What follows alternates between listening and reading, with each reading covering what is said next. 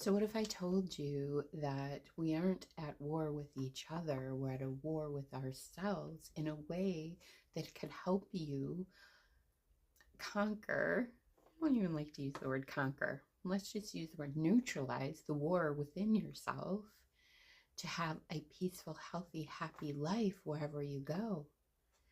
Are you feeling like dark forces are out to get you and everything just keeps coming at you and you're just really overstimulated, unregulated, and overwhelmed? Well, then this is the video for you. So we're going to get to how we become the light and end that endless war inside ourselves. So stay tuned. Okay, so welcome back to Zen Penguin. Today we're really going to use some different ways of looking at the reality to understand dark versus light, or that internal war that is projected out. So there's a lot of darkness on this planet that is stemming from the projection of our darkness. We don't like to see the dark within ourselves, so we project it out. And if we're all doing that, then the environment, the matrix, is being taught to reflect all of these things. And so we want to be able to understand one thing: either we're service to the light or we're service to the dark. And if we polled everybody and asked, are they in service to the light or the dark, 100% of the people would say light.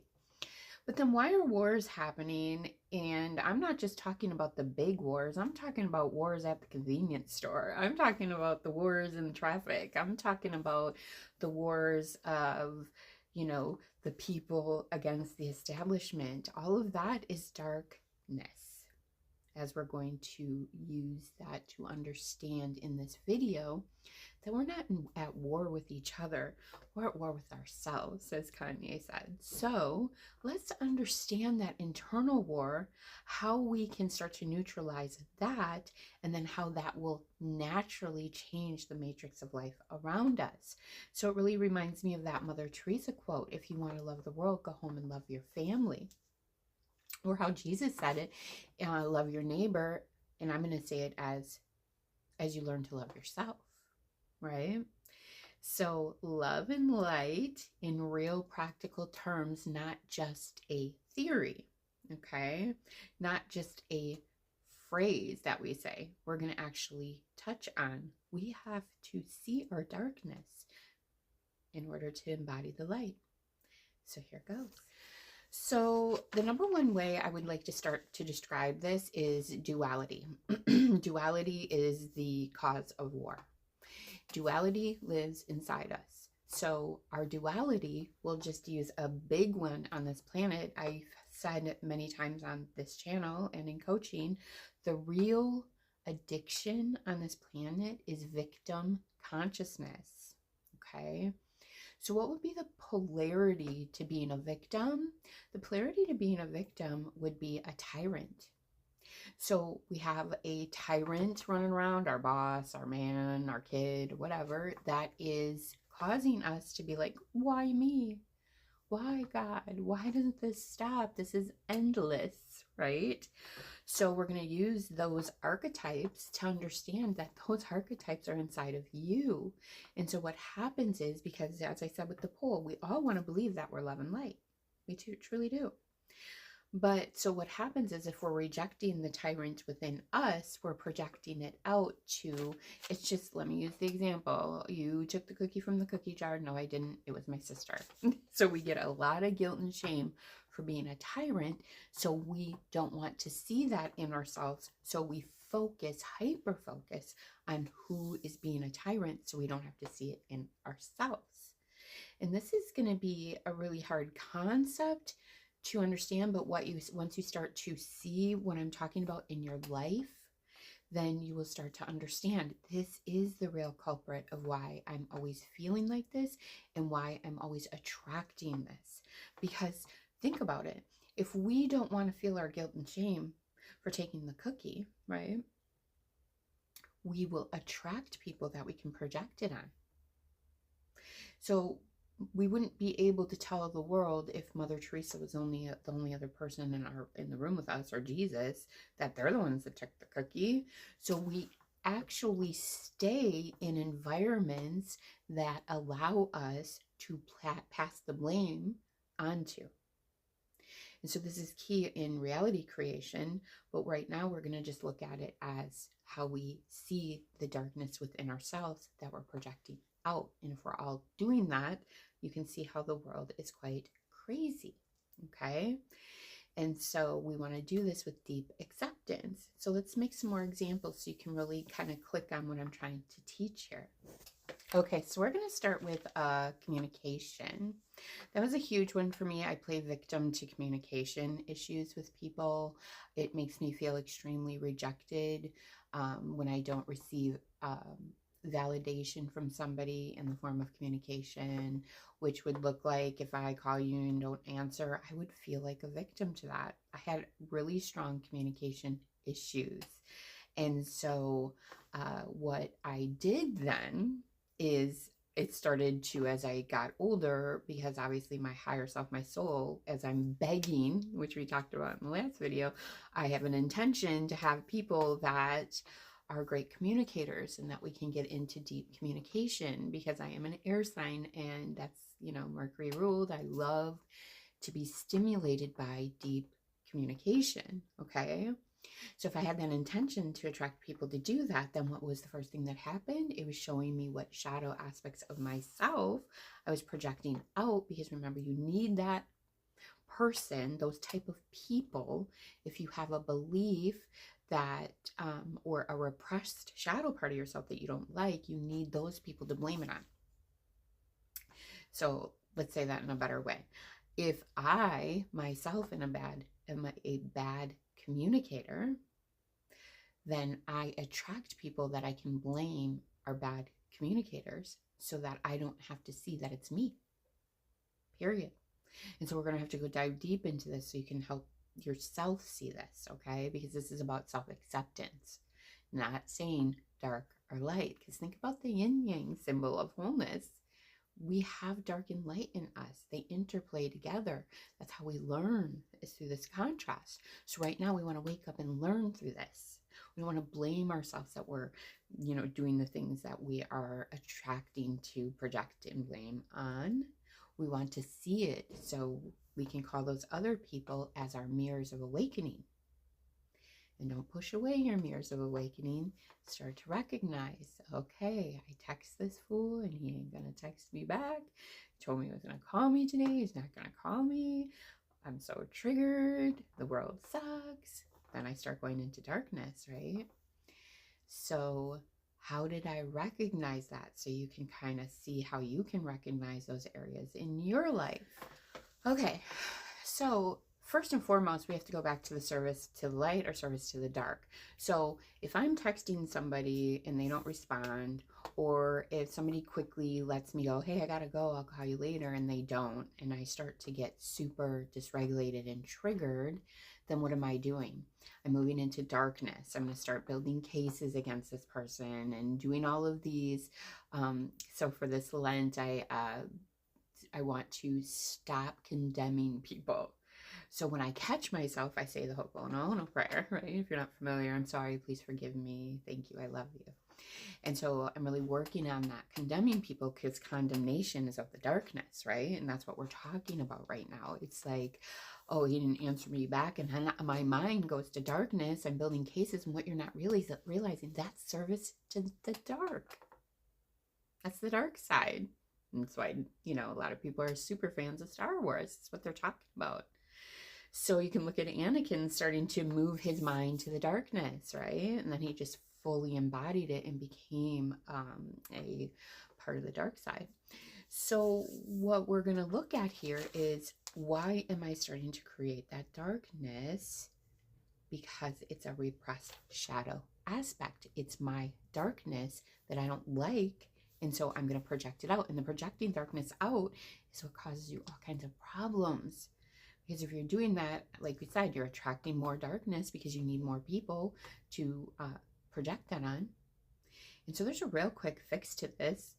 It's quick, but it's painful. and it's confronting and it sucks, but only initially, because once you can move that shadow aspect into deep self-love and acceptance, then it's of the light and it doesn't have any more fuckery in your life, period. So let me make another example about what I was projecting from my own darkness. This one's good. So I have my entire life very strongly attracted men that reject me. It was, as I started to get older, I started to recognize it's like these men want me, so they come towards me and they start to act very loving and kind and flirtatious and validating and all those things. But then as they started to talk to me, they would just shut down and go away. And so this was repeatedly happening from teen to adult until I got married. And then when I got divorced, it started to replay again. And so I was like understanding at a certain point that I was having this happen because I put it into, it's because they love the idea of me, but then once they get to know me, they don't like the real me. Okay, so this is key because this is what causes us to start to repress parts of ourselves, which means shadow. We put it into the darkness. We don't like it. Like, I don't like that, so I'm going to start attracting people so I can blame them for being that. So, but what I wasn't putting together is that it's because I didn't like myself. Okay, and going back to the communication issues. So I have this tendency to blurt out things. I'm strong Gemini in my chart. And so blurting out things started to become the thing I've done since childhood. If I hadn't said that, they would like me. So there's the belief, right? And so we're going from the first example of communication and then also to the second example of severe rejection in all forms. And all of this was because I didn't like the way that I communicated. Something happened early in my youth that made me think that I was a social weirdo when it came to communication. So then what I started to do was attract liars. I started to attract people that would just shut down and blatantly, like when I was talking to them, they would just check out and be like, "Ooh, look at the pretty bird." Like I wasn't even talking. Just checked out people in general, and just people that didn't even act like I existed. Especially towards the part of my awakening that I was meant to see this, right? And so then I had to start to understand I'm doing that and I'm attracting these people so that I can focus on them so I don't have to see.